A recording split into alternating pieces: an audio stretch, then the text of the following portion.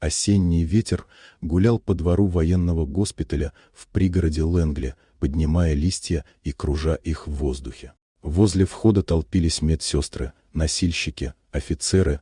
Пахло хлоркой, табаком и дешевым кофе из столовой. Вся суета остановилась, когда к воротам подошла женщина в длинном темно-сером пальто и черных перчатках. Ее шаги звучали четко, уверенно. Лицо спокойное, без макияжа, но в глазах холодная решимость. Никто не знал, кто она, и лишь ее осанка выдавала человека, привыкшего к дисциплине и власти. Ее звали Кэтрин Миллер, но здесь это имя не знали. На вахте сидел молодой сержант, скучающе листавший телефон. Увидев женщину, он лениво поднял голову. «Пропуск, мисс. Без пропуска нельзя». Кэтрин остановилась напротив него и спокойно произнесла: «Мне нужно к подполковнику Хьюису. Срочно». Сержант усмехнулся.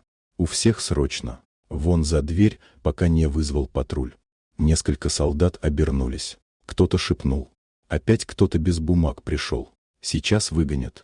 Но Кэтрин не двинулась. Она стояла неподвижно, глядя прямо в глаза сержанту. Ее спокойствие вдруг сделало воздух тяжелее. «Я сказал, уходите», — повысил голос парень. Все вокруг стихло. Кэтрин медленно достала из внутреннего кармана кожаную папку, открыла и положила перед ним. «Генерал армии Кэтрин Миллер», — произнесла она ровно, без эмоций. Сержант побледнел, отшатнулся, телефон выпал из рук. «Я не знал, простите». Кэтрин закрыла папку, посмотрела на него холодно. «В армии не прощают хамства. Запомни это, солдат». Она развернулась и пошла по коридору. Ее каблуки ровно отбивали шаги, словно отсчитывая секунды до расплаты. Люди расступались, не понимая, кто перед ними, но чувствуя силу. Медсестры выпрямлялись, офицеры вытягивались по стойке смирно. Дверь кабинета подполковника Хейса была приоткрыта. Внутри слышался раздраженный голос: «Отчет будет завтра. Если кому-то не нравится, сами подписывайте». Кэтрин вошла, не постучав. В комнате воцарилась тишина. Хьюис вскочил. «Генерал Миллер», — выдохнул он. «Сядьте», — сказала она спокойно. «Я не ради церемоний». Она подошла к окну, взглянула на плац и произнесла: «Внизу ваш сержант только что оскорбил офицера. Хочу, чтобы через 5 минут он стоял перед дисциплинарной комиссией». «Так точно, генерал, я разберусь». «Разберетесь», — повторила она, — «но не чтобы наказать, чтобы понять». Хьюис нахмурился, но промолчал. Кэтрин подошла к столу, пролистала документы. Отчеты по раненым из подразделения 417, неполные. Нет данных по реабилитации. Почему? Не поступал приказ, мэм. Она подняла взгляд.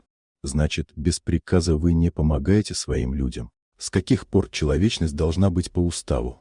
В комнате воцарилась тишина. Кэтрин направилась к двери. «Завтра в 8 утра я проведу проверку госпиталя. Если хоть кто-то скажет «я не знал», будет уволен без объяснений». Она ушла, и после нее в воздухе осталась сила, спокойная, но непреклонная. Через полчаса о ней знал весь госпиталь. Люди, видевшие просто женщину, теперь шептались о легенде, генерале Миллер, прошедшей войны, спасавшей людей под обстрелами и вернувшейся, чтобы восстановить порядок.